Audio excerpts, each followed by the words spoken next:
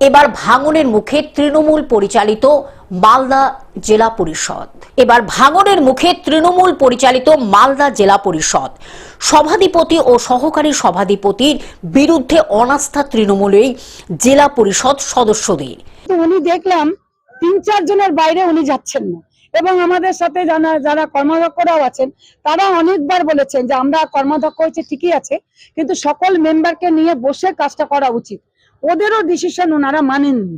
Malda divisional কমিশনারের কাছে অনাস্থা প্রস্তাব জমা বিদ্রোহী তৃণমূল সদস্যদের। জেলা পরিষদের সভাধিপতির বিরুদ্ধে সকলের সঙ্গে আলোচনা না করে একাধিক সিদ্ধান্ত গ্রহণ ও দুর্নীতির অভিযোগ তুলে অনাস্থা।